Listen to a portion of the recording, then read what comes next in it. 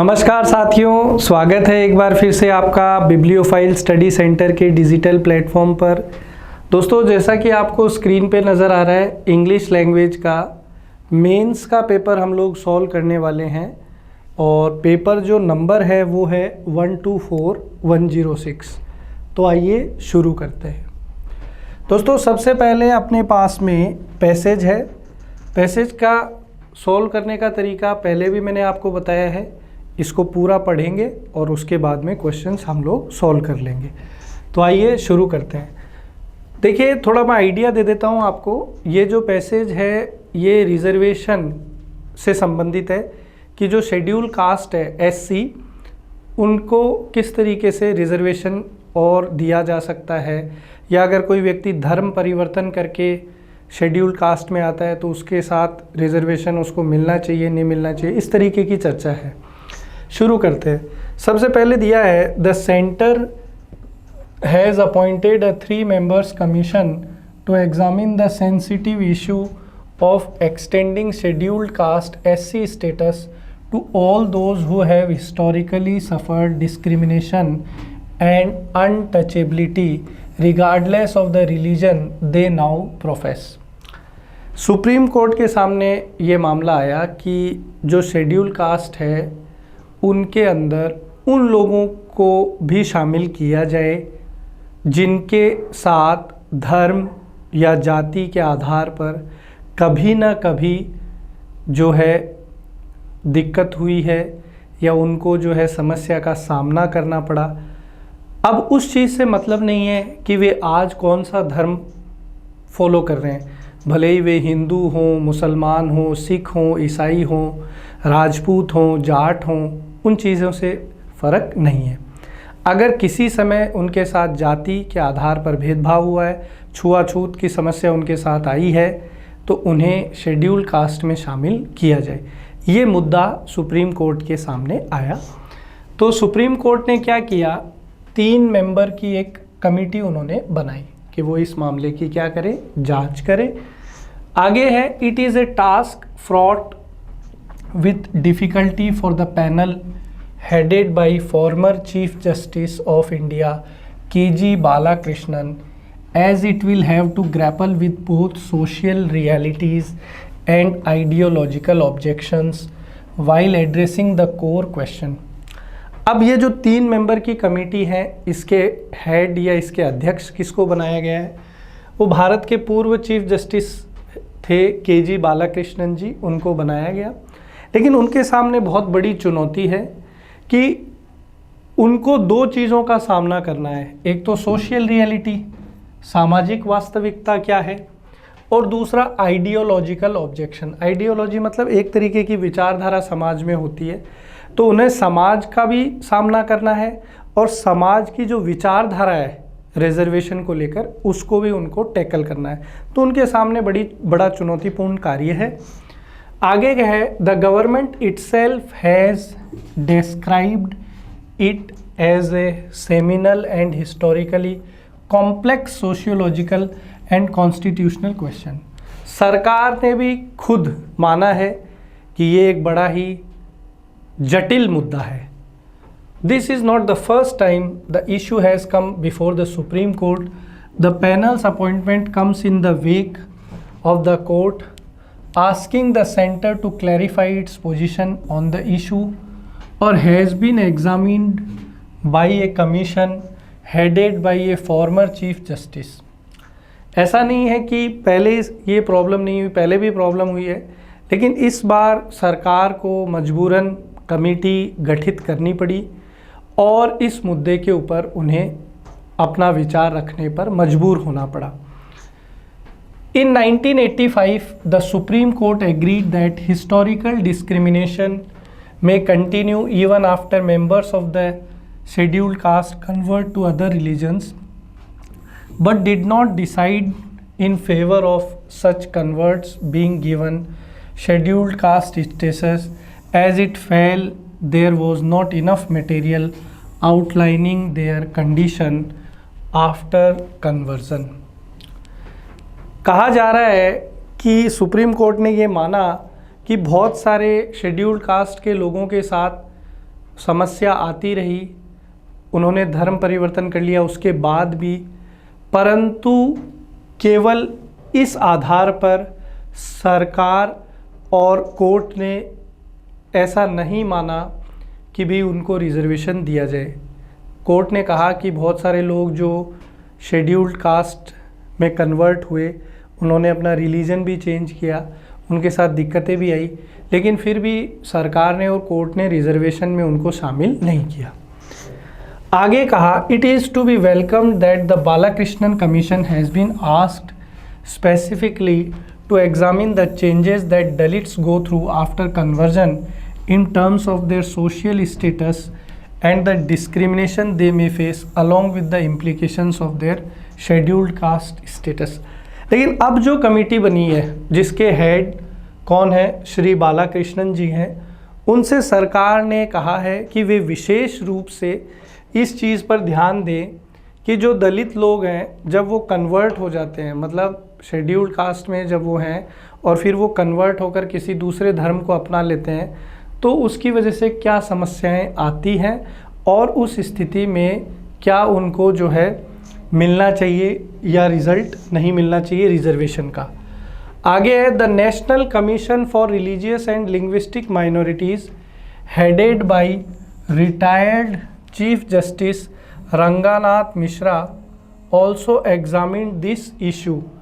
ये जो national Commission है रिलीजियस और लिंग्विस्टिक माइनॉरिटीज़ का, हमारे देश में राष्ट्रीय स्तर पे भी बहुत सारी कमीशंस और कमिटीज़ बनी हुई है, तो इसका जो हेड है वो एक रिटायर्ड चीफ जस्टिस है रंगनाथ मिश्रा।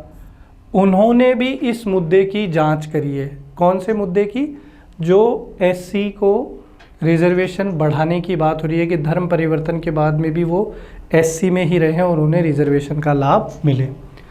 आगे है, इन इट्स 2007 रिपोर्ट, 2007 की रिपोर्ट में the panel made a categorical recommendation in favour of giving SC status to Dalits belonging to all religions. 2007 की रिपोर्ट में ये जो नेशनल कमीशन था रिलीजियस और लिंग्विस्टिक माइनॉरिटीज़ का, जिसके head retired chief justice Ranganath Mishra थे, उन्होंने कहा कि भाई ये जो दलित हैं जो धर्म परिवर्तन कर चुके हैं, दूसरे धर्म में चले गए हैं, उनको भी शेड्यूल कास्ट का स्टेटस मिलना चाहिए। उन्होंने अपनी रिपोर्ट में ये कह दिया। आगे कहा है, It found the caste system to be an all-pervading social phenomenon in India shared by almost all Indian communities। Caste system आप जानते हैं कि हिंदुस्तान में एक बहुत बड़े लेवल पे जो है व्याप्त है, तो इसके अंदर बहुत सारी कम्युनिटीज़ जो हैं वो हो सकता है कि इस रिजर्वेशन की कैटेगरी में आ जाएं, तो ये एक प्रॉब्लम है। आगे कह रहा है, it stressed the constitutional need to eliminate the religion based discrimination underlying the present policy of limiting SC status to those professing Hinduism, Sikhism and Buddhism। अब देश के सामने, सरकार के सामने और सुप्रीम कोर्ट के सामने चुनौती क्या है कि वो धर्म के आधार पर ये जो भेदभाव है इसको हटाए, और अगर वो उनके साथ किसी भी प्रकार का ये डिस्क्रिमिनेशन हुआ है, छुआछूत की समस्या आई है, तो उनको उस आधार पर शेड्यूल्ड कास्ट की कैटेगरी में डाला जाए और उन्हें रिजर्वेशन का लाभ दिया जाए। आगे कह रहा है, while the tenets of a religion may not allow discrimination the ground reality was different, it said. The main counter views are well known, discrimination and deprivation being the consequences of the caste-based Hindu social order, SC status should not be extended to those who have converted to Christianity and Islam, and the benefits involved may be seen as an incentive to mass conversion।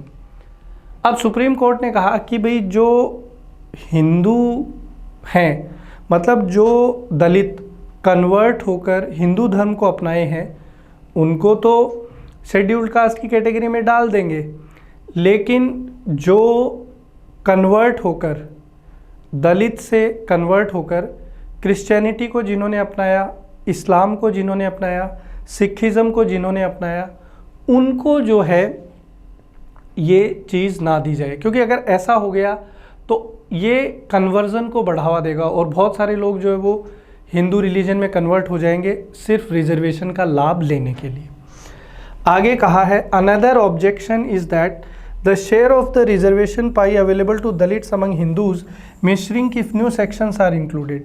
साथ ही साथ अगर Hindu community को जो reservation मिल रहा है, जो convert होके हिंदू बने हैं, अगर उसमें और लोग आ जाएंगे कन्वर्ट हो के, तो भाई लोगों की संख्या बढ़ जाएगी और संख्या बढ़ने से जो रिजर्वेशन का लाभ है वो लोगों को कम मिलेगा।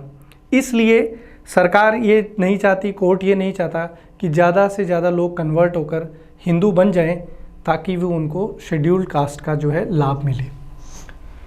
There is no creamy layer concept for SC reservation and expanding its scope may to the disadvantage of the current beneficiaries, the commission will have to come up with a definitive study of these complex issues।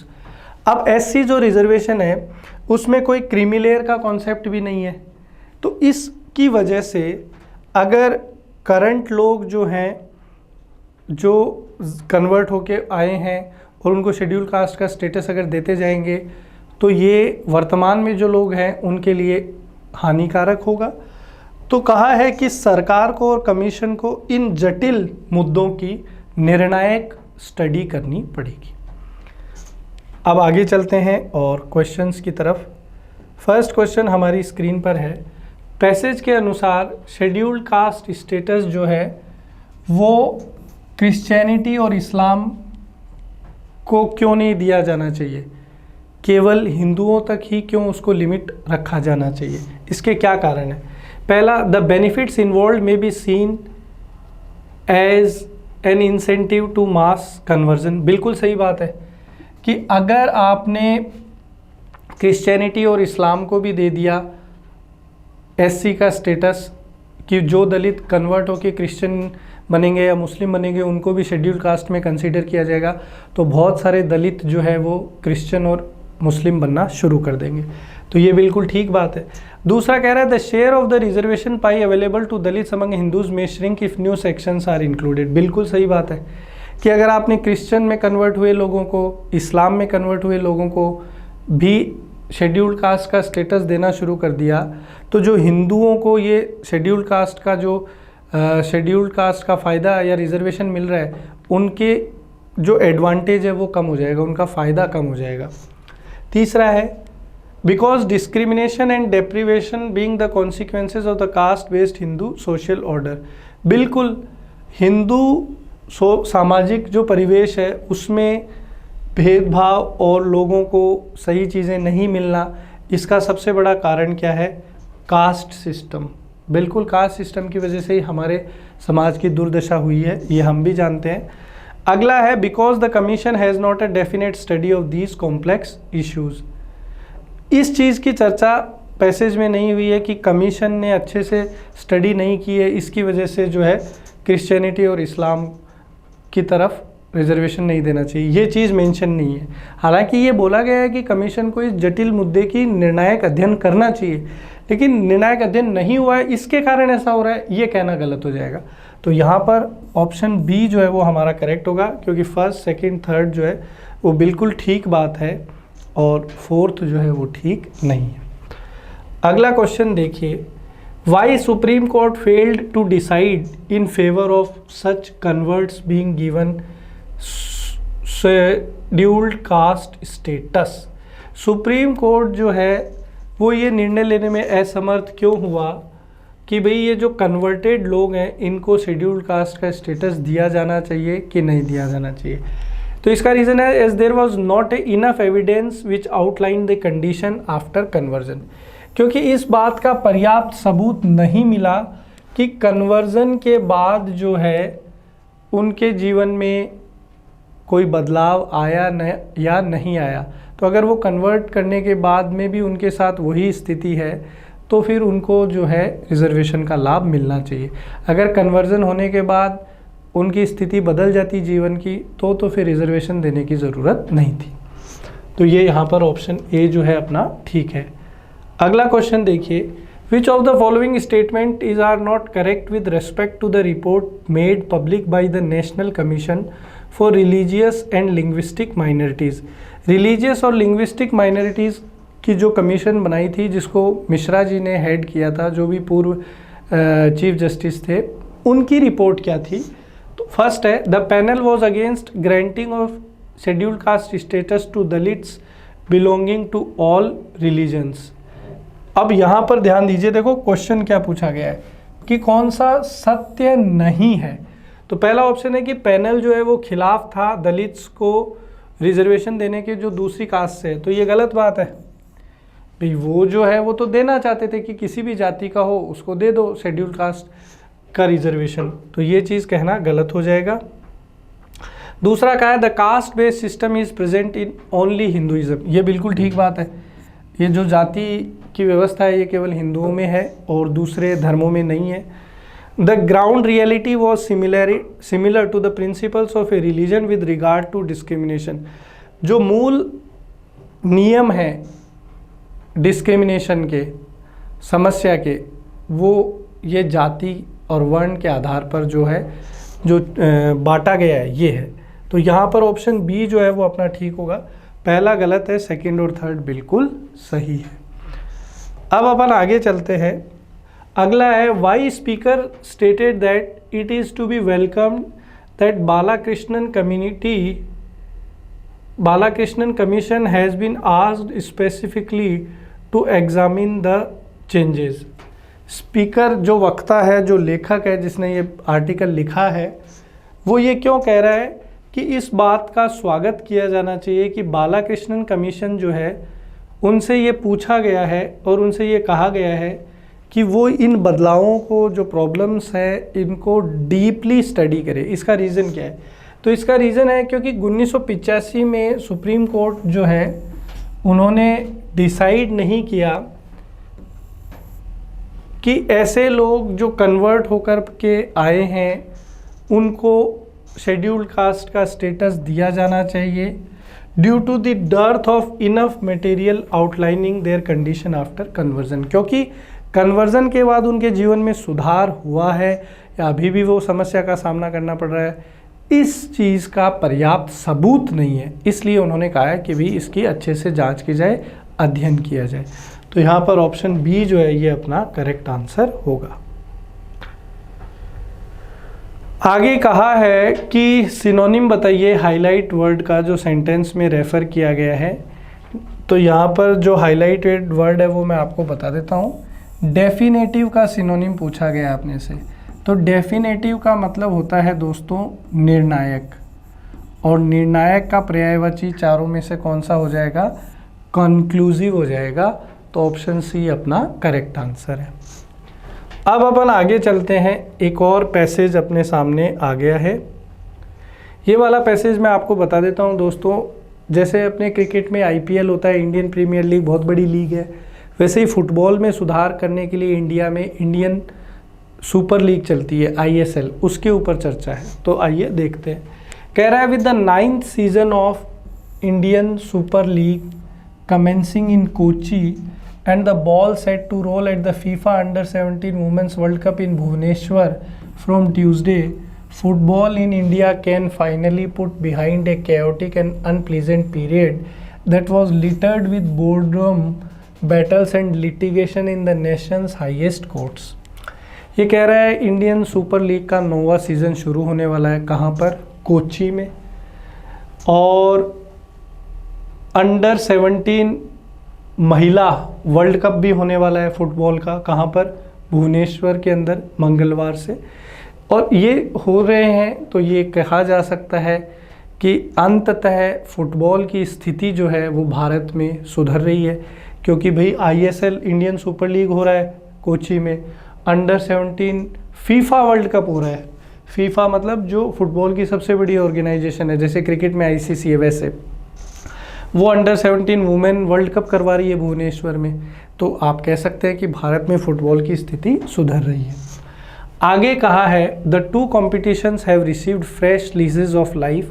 The ISL has return to the traditional home and away format after 2 stifling seasons in a bio bubble, while the World Cup is back in the country's embrace after seemingly slipping out of it once in 2020 because of COVID-19 and then 2 months ago when FIFA suspended the All India Football Federation and withheld the hosting rights। ये कह रहा है बहुत खुशी की बात है कि अब भारत जो है उसको under 17 FIFA world cup women की मेज़बानी भी मिल रही है और ISL भी हो रहा है, क्योंकि पहले जो है दिक्कत आ गई थी 2020 में। दिक्कत किस लिए आ गई थी? कोविड-19, कोरोना आ गया था, इसकी वजह से नहीं करवा पाए थे टूर्नामेंट वगैरह। और फिर फीफा ने ऑल इंडिया फुटबॉल फेडरेशन जो है AIFF उसको सस्पेंड भी कर दिया था, तो इसकी वजह से वो अंडर 17 वुमेन वर्ल्ड कप को मेज़बानी करने में भी दिक्कत आई भारत को। तो ये चीज़ें अब नहीं है। कह रहा है under the new AIFF administration, the expectation is for these two championships to usher in a productive era for sports in India. The ISL is crucial for players' preparation ahead of the 2023 AFC Asian Cup. A good performance at the premier continental tournament can enhance the nation's standing. The World Cup may provide impetus to further the overall development of women's football in the country, which is still in its nascent stages. ये कह रहा है कि ये जो 2 championships है, मतलब Indian super league जो कोची में हो रहा है और under 17 women's football world cup जो भुवनेश्वर में हो रहा है, इन 2 टूर्नामेंट के होने से हमारी जो भारतीय टीम है उसकी तैयारियों को फ़ायदा मिलेगा, जो 2023 Asian cup AFC Asian cup के लिए तैयारी कर रही है। साथ ही साथ महिला वर्ल्ड कप हो रहा है अंडर 17, तो उसकी वजह से महिला फुटबॉल जो है, वुमेन फुटबॉल जो है उसको भी बढ़ावा मिलेगा, जो अभी अपने शुरुआती दौर में है। महिला फुटबॉल का भारत में अभी इतनी अच्छी स्थिति नहीं है, तो ये वुमेन वर्ल्ड कप होने से महिला फुटबॉल को भी बढ़ावा मिलेगा। आगे कह रहा है it was 8 years ago that the ISL was introduced with the aim of revolutionizing the game। 8 साल पहले इंडियन सुपर लीग को इंट्रोड्यूस किया गया था ताकि भारत की फुटबॉल की स्थिति जो है वो सुधरे। Months before that, in December 2013, India had won the rights to host its first global competition, the 2017 FIFA Under 17 World Cup। और जब ISL शुरू होने वाला था उससे कुछ महीने पहले ही दिसंबर 2013 में भारत को अधिकार मिले थे कि वो अपना पहला वैश्विक प्रतियोगिता भारत में करवा पाए, जो कि क्या था? 2017 फीफा अंडर 17 वर्ल्ड कप था। But since then progress has been only incremental. The ISL's top-down approach, the lack of a pyramid of leagues held together by the principle of promotion and relegation, and the absence of qualitative reforms at the grassroots have resulted in India languishing at 106 in the world rankings and at 19 in the Asian pecking order। चूँकि ISL शुरू तो हुआ लेकिन वहाँ पे सही लोगों को प्रमोशन नहीं हुआ, अच्छे लोगों को आगे नहीं बढ़ाया गया, भ्रष्टाचार हुआ, भेदभाव हुआ, लोगों को समान अधिकार नहीं मिले, तो इसकी वजह से फ़ुटबॉल का कोई बहुत अच्छा फ़ायदा नहीं हुआ। और भारत की जो वर्ल्ड रैंकिंग है वो 106 है। पूरे विश्व में भारत की फ़ुटबॉल टीम 106 नंबर पे है, और एशिया की बात करें तो एशिया में 19वें नंबर पे है। आगे है the 2026 FIFA world cup will be a 48 team affair expanded from the current 32। 2026 का जो फीफा वर्ल्ड कप है, फुटबॉल वर्ल्ड कप है, वो उसमें 48 टीमें भाग लेंगी। अभी जो 2022 का हुआ है उसमें कितनी टीमों ने भाग लिया था? 32। लेकिन अब फीफा ने जो है संख्या बढ़ा दी है टीमों की, और अब 32 की जगह 2026 का जो फुटबॉल वर्ल्ड कप होगा उसमें 48 टीमें भाग लेगी। आगे कह रहा है 8 spots are guaranteed for Asia, but India has to be at least in the top 10 at the continental level to have a realistic change of qualification. अब ये कह रहा है कि 48 टीमों के अंदर से 8 जो टीम है वो एशिया से होंगी, लेकिन भारत का नंबर कौन सा है? 19वां। तो कम से कम भारत को टॉप 10 में आना पड़ेगा अगर भारत वर्ल्ड कप के लिए क्वालिफाई करना चाहता है। आगे कह रहा है the under 17 world Cup did trigger a change, a bunch of players including the likes of Suresh Wangjam Aniket Jadhav and Leland Mavia Apuya flourished together at the AIFS developmental side. Indian Arrows then went on to become regulars for their ISL clubs and eventually secured berths in the Indian national team. हालांकि कह रहा है कि कुछ लोगों को फ़ायदा भी हुआ, जैसे अंडर 17 में से जो खिलाड़ी आए थे, जैसे सुरेश वांगजम है, अनिकेत जाधव है, ललन गामवा अपुया है, ये जो है भारत की नेशनल टीम में इनको चांस मिला। जैसे IPL में रिंकू सिंह कलकत्ता से अच्छा खेला, कोलकाता नाइट राइडर्स से, तो उसे इंडियन 2020 टीम में जगह मिल गई। अभिषेक शर्मा हैदराबाद से अच्छा खेला था, तो उसको जो है भारत की 2020 टीम में जगह मिल गई। तो इसी प्रकार से फुटबॉल में इन खिलाड़ियों ने अच्छा परफॉर्म किया, तो इनको भारत की नेशनल फुटबॉल टीम में जगह मिल गई। Such a clear cut trajectory does not exist for the women. लेकिन ये बोल रहा है कि इस तरीके से महिला खिलाड़ी जो है उनको नहीं लिया जा रहा राष्ट्रीय टीम में कि अगर उन्होंने अच्छा परफॉर्म किया है। तो कह रहा है if the under 17 women's world Cup can help lay a similar pathway it would have done its job. लेकिन कह रहा है कि जैसे अंडर 17 वुमेन वर्ल्ड कप यहाँ पे हो रहा है, तो इस तरीके से और टूर्नामेंट भी अगर होंगे तो फिर ये भारत की महिला खिलाड़ियों के लिए अच्छा है और वो भी राष्ट्रीय टीम में जगह बना सकती हैं। अब चलते हैं क्वेश्चन की तरफ। पहला क्वेश्चन अपनी स्क्रीन पे है दोस्तों, which of the following statement is are not correct. कौन सा सही नहीं है, ये चीज़ ध्यान दीजिए भाई। वो आपसे पूछ रहा है कि कौन सा सही नहीं है, नॉट को ध्यान दीजिएगा। ये गलती अक्सर एग्जाम में हम लोग कर देते हैं, पूछा है नॉट, अब कर देते हैं जो करेक्ट है वो वाला। कह रहा है in order to participate in 2026 world cup Indian team is required to be in the top 10 at the continental level. तो ये चीज़ गलत है भाई, ये चीज़ सही नहीं है। क्यों सही नहीं है? क्योंकि भाई अगर आपको वर्ल्ड कप में जाना है तो टॉप 10 में नहीं होना है। बिल्कुल, ये तो थोड़ा सा अपने को देखना पड़ेगा। उन्होंने कहा था कि भारत का एशिया में नंबर 19 है और एशिया से स्पॉट कितने हैं टोटल 8। तो अगर वो वर्ल्ड कप में जाना चाहते हैं तो टॉप 10 में आना पड़ेगा। बिल्कुल, ये बात तो ठीक है। तो उसने बोला है नॉट करेक्ट, तो ये तो करेक्ट है, ठीक है, तो ये तो सही बात है। दूसरा बोला है the Indian super league ISL was introduced with the aim of revolutionising the game. ये बात भी बिल्कुल सही है कि ISL क्यों लाया गया था, जैसे IPL क्यों लाया गया, क्रिकेट में बदलाव लाने के लिए, वैसे ISL फुटबॉल में बदलाव लाने के लिए तो ये भी सही है। इसने पूछा है सही नहीं है, तो ये दोनों तो सही है। तीसरा कह रहा है the 2026 FIFA world cup will be A 48 team affair expanded from the current 32। ये बात भी बिल्कुल सही है, ये बात भी बिल्कुल सही है कि भाई फीफा वर्ल्ड कप 2022 जो हुआ है उसमें 32 टीमें थी और 2026 फीफा वर्ल्ड कप होगा उसमें 48 टीमें होंगी, तो ये भी सही है। तो इसने पूछा है कि कौन सा सही नहीं है, तो यार तीनों ही सही हैं, तो ऑल आर करेक्ट हमारा आंसर होगा, तीनों स्टेटमेंट सही हैं। अगला कह रहा है what is are reason behind the position of Indian football team at 106 in the world ranking. Bharat जो है वर्ल्ड रैंकिंग में 106 पे है, भारत का स्थान 106 पे है। इसका कारण क्या है? पहला ऑप्शन है the lack of a pyramid of leagues held together by the principle of promotion and relegation. बिल्कुल कि भाई प्रमोशन नहीं है, एक प्रॉपर स्ट्रक्चर नहीं है लीग्स का। दूसरा है ISL की टॉप डाउन अप्रोच, ये बात भी बिल्कुल सही है। The absence of qualitative reforms at the grass roots.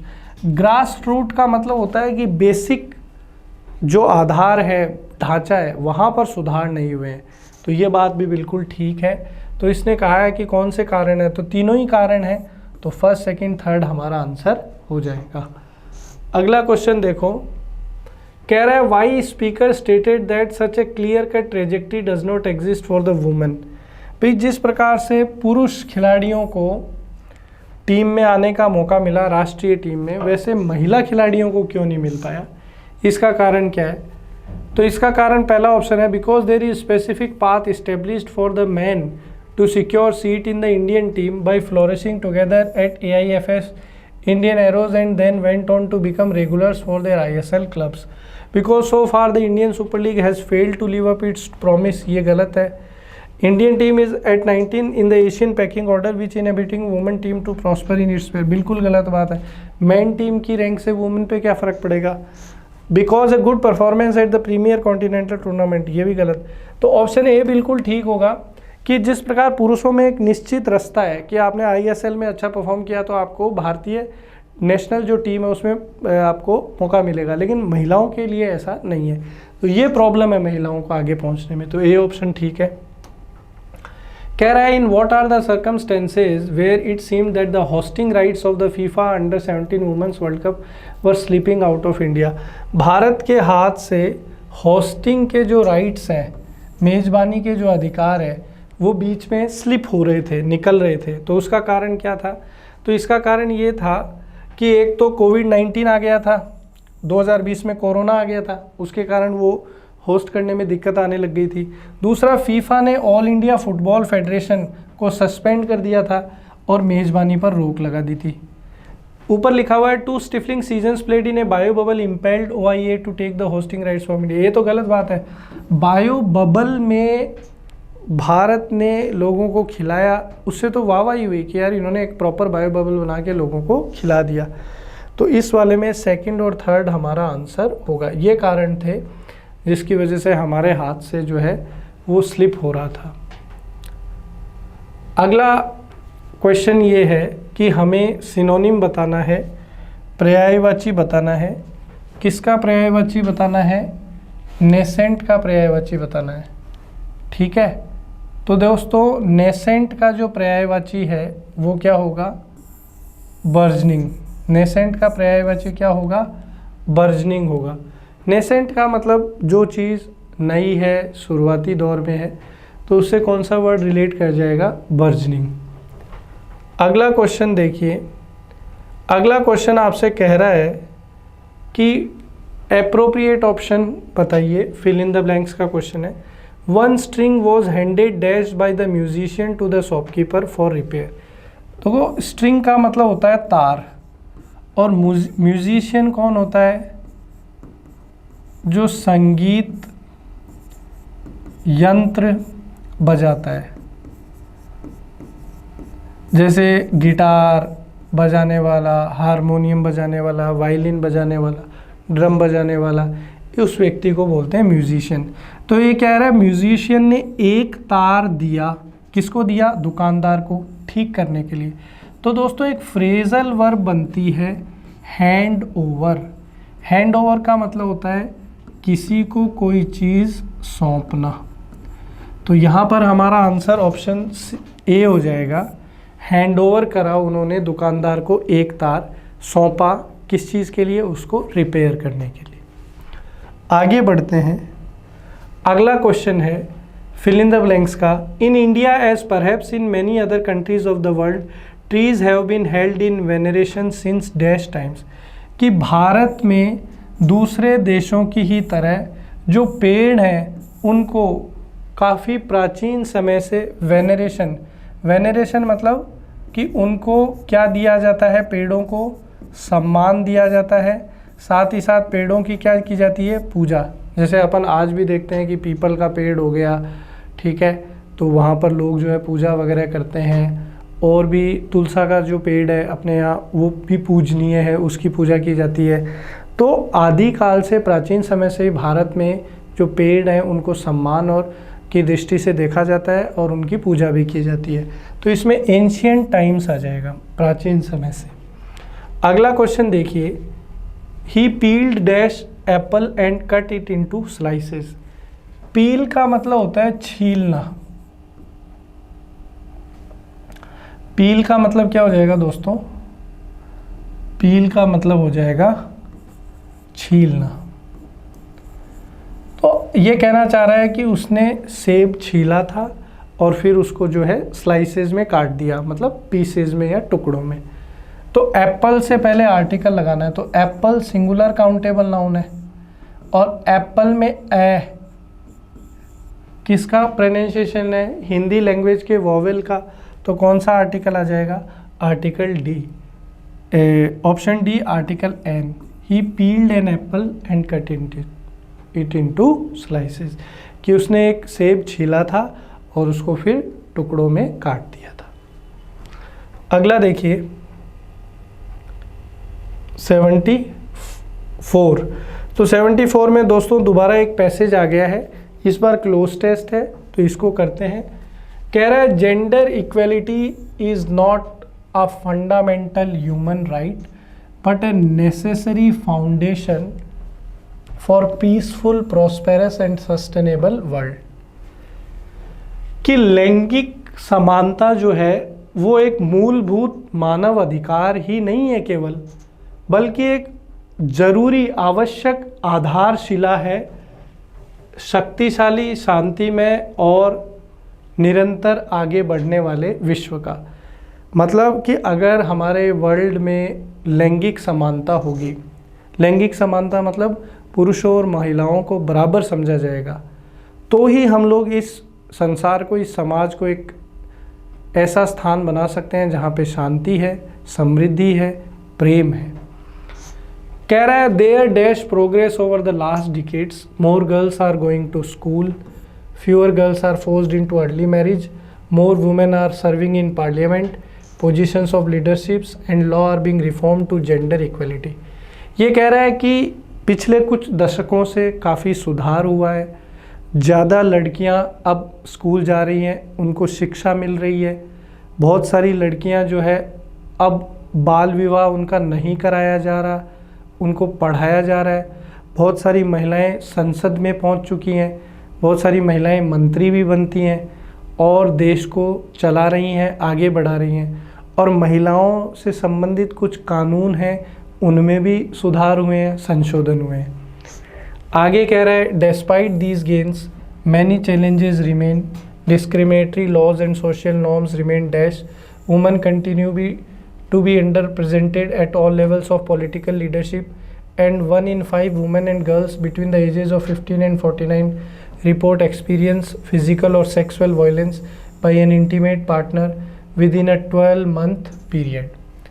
लेकिन कह रहा है कि कुछ सुधार हुए हैं पिछले दशकों में, फिर भी ऐसा देखा जा रहा है कि बड़े राजनीतिक स्तर पर बहुत सारी महिलाएं जो हैं उनको दिक्कतों का सामना करना पड़ रहा है, उनको टॉप लेवल लीडरशिप में आने का मौका नहीं मिल रहा है। साथ ही ये कह रहे हैं कि 1 में से 5 महिला या लड़की जिनकी उम्र 50 से 49 के बीच में है, उन्होंने शारीरिक या सेक्सुअल हिंसा की रिपोर्ट दर्ज करवाई है उनके किसी करीबी पार्टनर से 12 महीने के पीरियड में।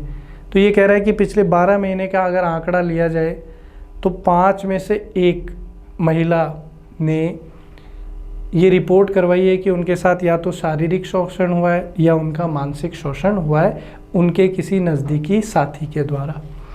कह रहा है द इफ़ेक्ट्स ऑफ द कोविड-19 pandemic could reserve the limited progress that has been made on gender equality and women's rights.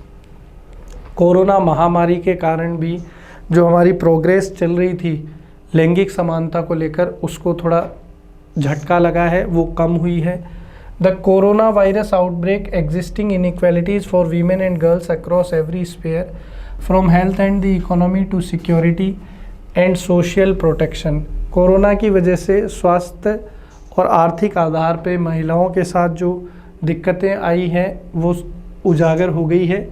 Women play a disproportionate role in responding to the virus, including as frontline healthcare workers and caregivers at home. Women's unpaid care work has increased significantly as a result of school closures and the increased needs of older people.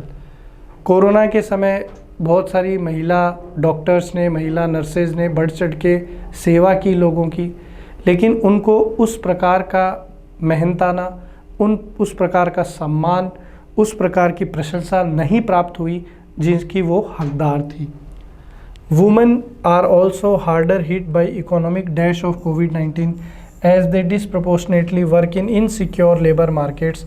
Nearly 60% of women work in the informal economy, which puts them at greater risk of falling into poverty.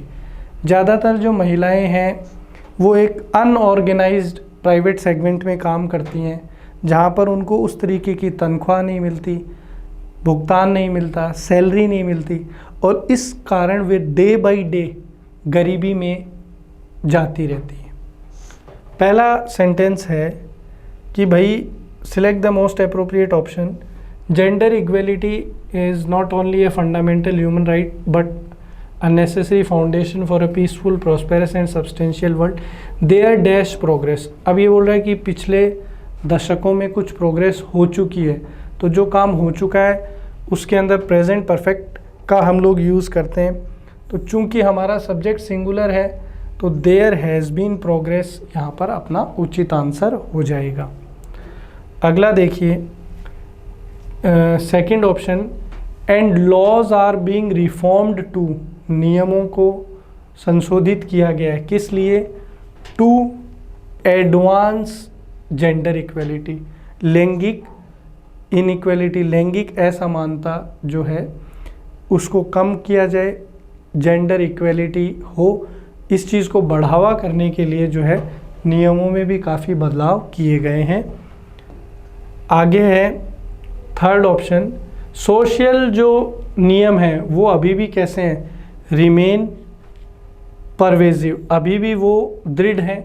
सामाजिक रूढ़िवादी अभी भी बने हुए हैं। बहुत सारे जो लोग हैं वो अपनी बेटी या अपनी जो बहुएं हैं उनको पढ़ाते नहीं हैं। सामाजिक स्तर पे जो उनका नॉलेज है, उनकी जो बुद्धि है वो अभी भी कमज़ोर है।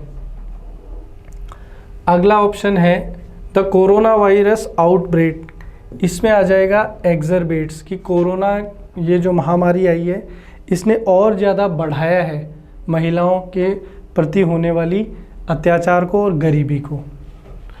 और अंतिम ऑप्शन अपना क्या हो जाएगा कि ये जो कोरोना आया था इसकी वजह से आर्थिक प्रभाव बहुत ज़्यादा पड़ा है, तो इकोनॉमिक इम्पैक्ट आ जाएगा, इकोनॉमिक इम्पैक्ट। अब दोस्तों हमें 4 स्पेलिंग में से वो स्पेलिंग ढूंढनी है जो सही है। तो दोस्तों सही स्पेलिंग इनमें से कौन सी होगी? तो WRANGNING, रैंगलिंग। यहाँ पर 2 जगह सेम स्पेलिंग आपको दे दी है, ठीक है। तो इसमें अपन एक जगह चेंज कर लेते हैं, जैसे WRANGLING है तो इसमें यहाँ पर RR कर लेते हैं, तो ये गलत हो गई। तो हमारा आंसर क्या बन जाएगा? रैंगलिंग बन जाएगा। रैंगलिंग का मतलब होता है झगड़ा करना। रैंगलिंग का मतलब क्या होता है? झगड़ा करना या विवाद करना, ठीक है। चलिए आगे question number 80, find the correctly spelled word. हमें वो स्पेलिंग ढूंढनी है जो सही है। तो करेक्ट स्पेलिंग होगी दोस्तों अपहेवल, UPHEAVAL। अपहेवल जो है ये अपना करेक्ट आंसर हो जाएगा। अपहेवल का मतलब होता है बिग चेंज, कोई बड़ा बदलाव। हिंदी में इसको बोलते हैं महापरिवर्तन। हिंदी में इसको क्या बोलते हैं? महापरिवर्तन। अगला जम्बल्ड सेंटेंसेस आगे, पहले भी मैंने आपको कई बार बताया, इसको करने का तरीका क्या है? ओपनिंग स्टेटमेंट को ढूंढना है जहाँ से शुरू हो। ओपनिंग स्टेटमेंट कौन होता है? जिसमें प्रॉपर नाउन हो। तो यहाँ पर प्रॉपर नाउन कहाँ है? हाउएवर, हालांकि कंजंक्शन है। लद्दाख प्रॉपर नाउन है क्योंकि ये एक पर्टिकुलर एरिया का नाम है। 10 ये अगेन एक कंजंक्शन है। दिस डेमोन्स्ट्रेटिव प्रोनाउन है। तो शुरुआत कहाँ से होगी? लद्दाख से होगी, कि लद्दाख जो है वो एक ठंडा रेगिस्तान है जिसमें औसतन बहुत कम वर्षा होती है। फिर उसके बाद में क्या हो जाएगा? 10, इसलिए ग्लेशियर्स जो है वो मेन सोर्स है जल का यहाँ के लोगों के लिए। फिर ए आ जाएगा, हालांकि यहाँ पर जब पानी की कमी हुई तो ज़्यादा दिक्कत नहीं आई लेह के लोगों को। क्यों? क्योंकि चुएंग नॉरफेल नाम का एक व्यक्ति था जो रिटायर्ड सिविल इंजीनियर था।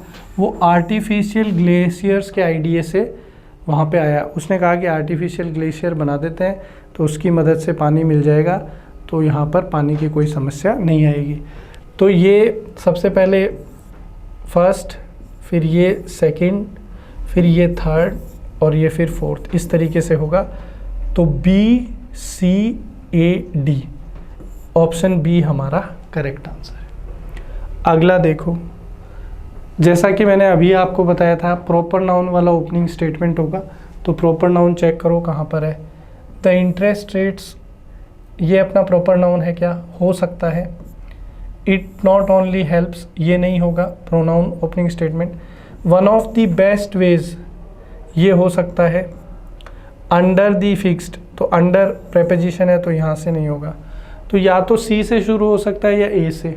सी में कहा है one of the best ways to secure your money is by investing in fix deposits, कि तो ये यहाँ पे ज़्यादा ठीक होगा शुरू करना, क्योंकि फिक्स डिपॉजिट्स की बात चल रही है कि अगर आपको पैसा इन्वेस्ट करने की काम करना है तो सबसे अच्छा तरीका क्या है कि उसको फिक्स डिपॉजिट में डाल दो, एफडी करवा दो, क्योंकि फिक्स डिपॉजिट के अंदर आपका पैसा जो है एक ही बार आपको जमा करना पड़ता है और अकाउंट जो है वो फिक्स होता है। तो बी के बाद में जो है यहाँ पर क्या आ जाएगा, सी के बाद में क्या आ जाएगा, डी आ जाएगा। सी के बाद में कौन आ जाएगा, डी। फिर बी आ जाएगा कि ना केवल इससे आपका पैसा सुरक्षित रहता है बल्कि आपको एक लंबे समय के बाद अच्छा खासा ब्याज कमाने को मिलता है। और फिर लास्ट में आ जाएगा ए कि इंटरेस्ट रेट जो बैंक आपको देता है एफडी के अंदर वो बहुत ज़्यादा होती है और समय भी जो आप चूज़ करते हैं वही होता है। तो यहाँ पर ऑप्शन ए जो है ये अपना करेक्ट आंसर। आगे एक्टिव पैसिव की बात करनी है। कह रहा है सारा was bringing the cake for the party, कि सारा जो है वो पार्टी के लिए केक ला रही थी। तो यहाँ पे वॉज ब्रिंगिंग दिया हुआ है, तो ये कौन सा टेंस है, पास्ट कंटिन्यूअस। तो पास्ट कंटिन्यूअस को पैसिव वॉइस में चेंज करेंगे तो इसका स्ट्रक्चर क्या होता है, वॉज वर्ब के साथ बीइंग आता है और बीइंग के बाद मेन वर्ब आती है जो कि वर्ब की कौन सी फॉर्म है, थर्ड फॉर्म है। तो यहाँ पर the cake for the party, subject तो सब जगह सेम है, cake for the party singular है तो वॉज बीइंग आएगा। तो वॉज बीइंग यहाँ पर है और यहाँ पर है, यहाँ पर तो है नहीं तो ये चला गया और ये चला गया। फिर यहाँ पर वर्ब कौन है, ब्रिंग है, तो ब्रिंग का थर्ड फॉर्म क्या होगा, ब्रॉट। तो ब्रिंग का थर्ड फॉर्म क्या होगा, ब्रॉट। तो हमारा आंसर जो है वो ऑप्शन सी होगा। अगला देखो 84, correct passive voice. Rohan verbally insulted Stephen in front of his parents.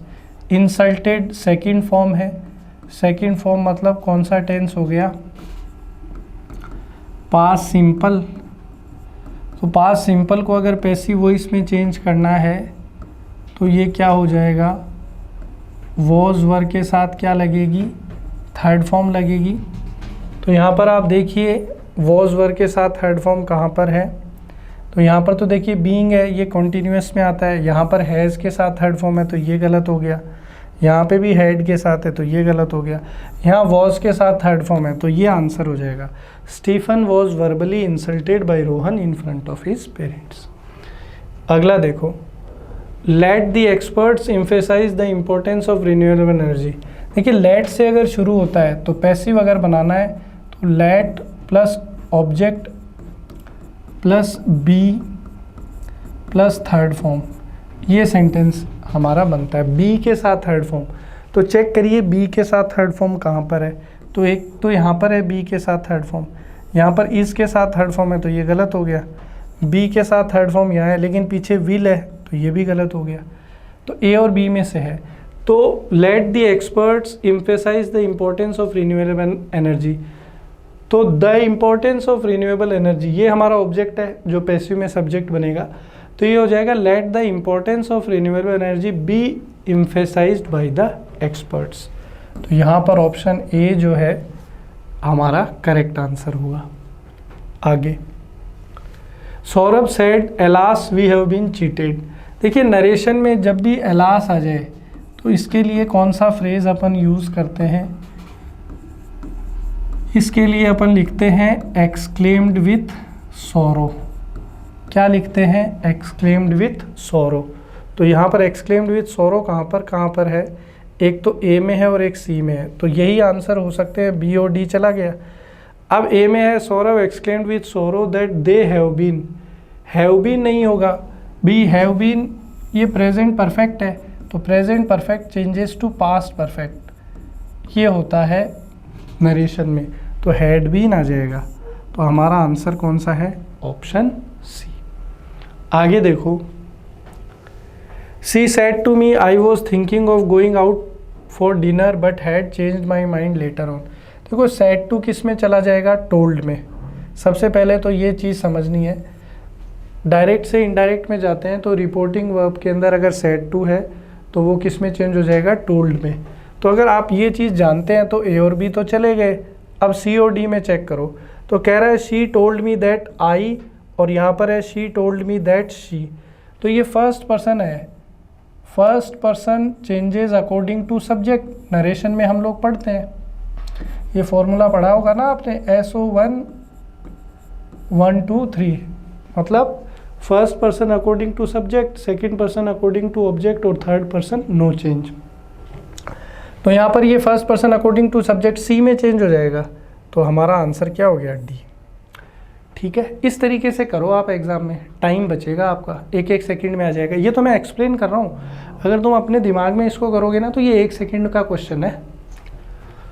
अगला, the boy said to the teacher. अभी आपको बताया कि सेड टू अगर है तो वो टोल्ड में चेंज होगा, तो इस बार तो सब जगह टोल्ड है, ठीक है कोई बात नहीं।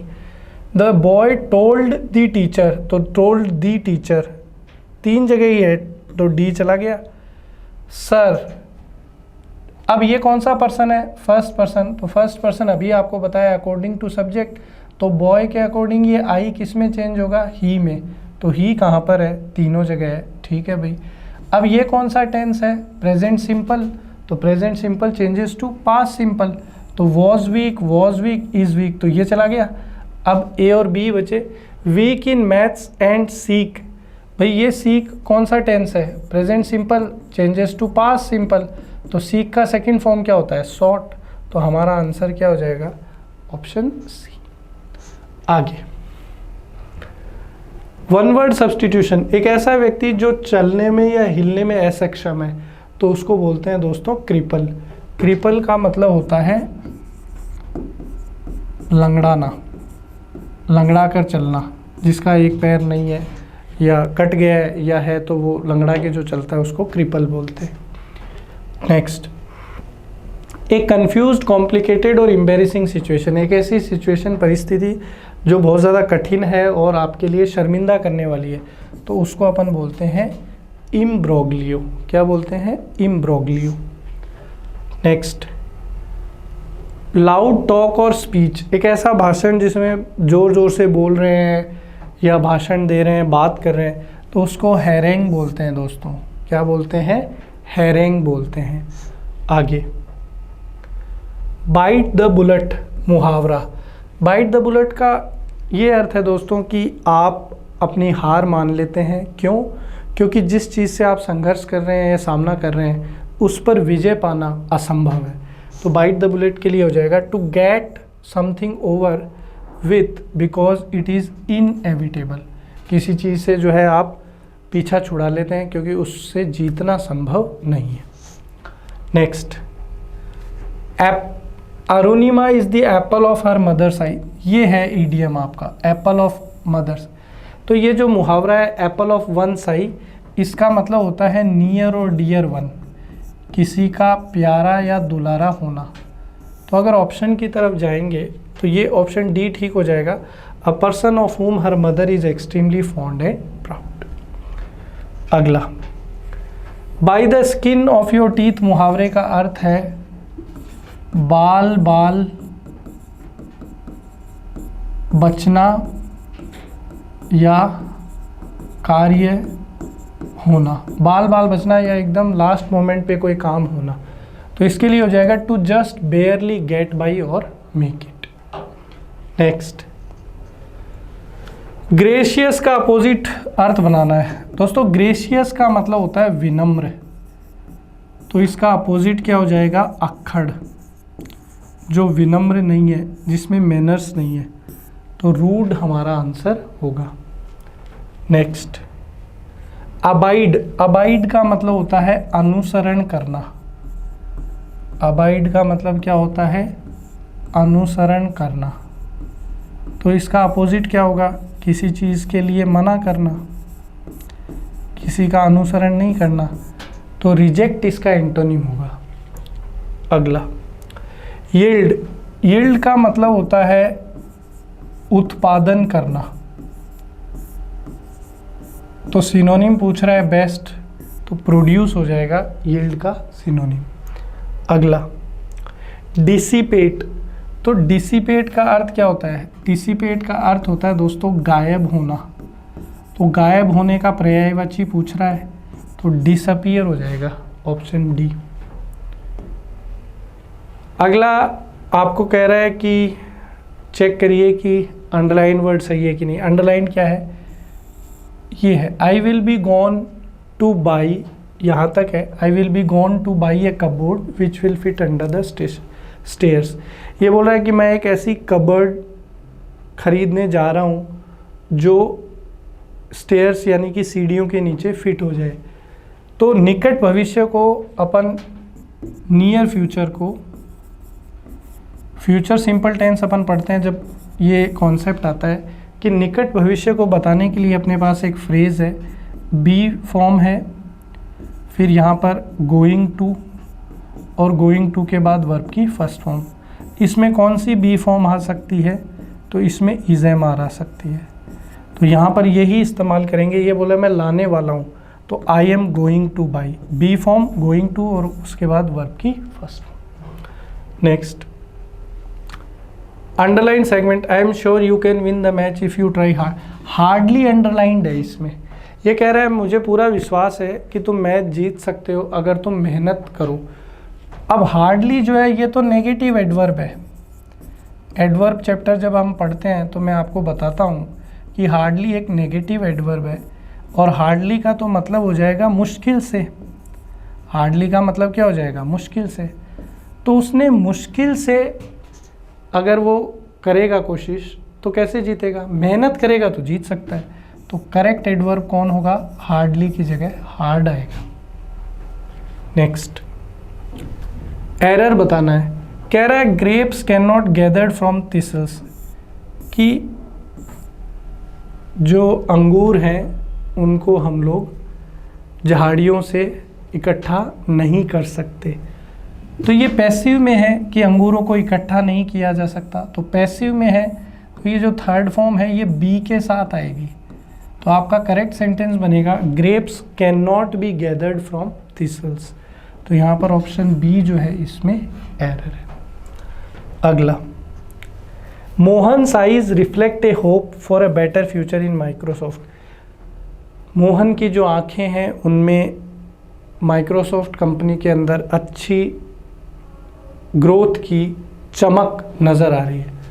तो मोहन की आंखें, तो मोहन की आंखें, तो मोहन से रिलेट करना है, तो मोहन के साथ पॉजेसिव केस कैसे लगेगा? मोहन अपोस्ट्रोफी एस, ना कि मोहन्स के साथ अपोस्ट्रोफी। तो ये यहाँ पर गलत है, सही ये होगा, तो पार्ट ए में एरर है। Next, he went to Mumbai with a view to secure a job. वह मुंबई गया था नौकरी प्राप्त करने की इच्छा से। देखिए ये फ्रेज़ आपको नज़र आ रहा होगा, with a view to. Verb chapter में हम लोग पढ़ते हैं कि विथ अ व्यू टू, ये जो फ्रेज़ है इसके बाद हमेशा जेरंड का उपयोग किया जाता है। तो विद अ व्यू टू के बाद जेरंड का उपयोग किया जाता है, मतलब वर्ब की फर्स्ट फॉर्म में आईएनजी लगाया जाता है। तो with a view to secure की जगह क्या हो जाएगा? सिक्योरिंग। तो करेक्ट सेंटेंस बन गया, he went to Mumbai with a view to securing a job. Next, the teacher said that the building adjacent with his house needed repairs.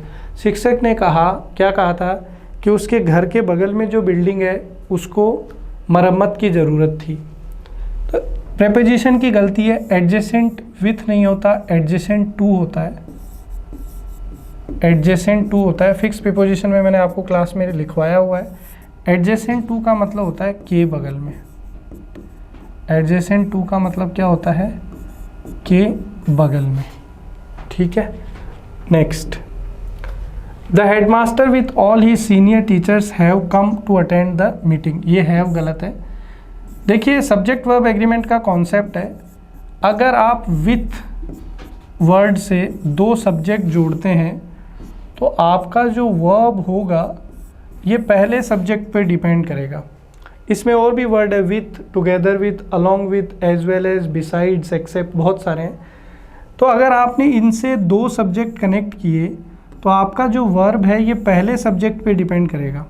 तो यहाँ पर विथ से पहला सब्जेक्ट जो कनेक्टेड है वो हेडमास्टर है, और सीनियर टीचर्स जो है ये कौन सा सब्जेक्ट है, सेकंड सब्जेक्ट है।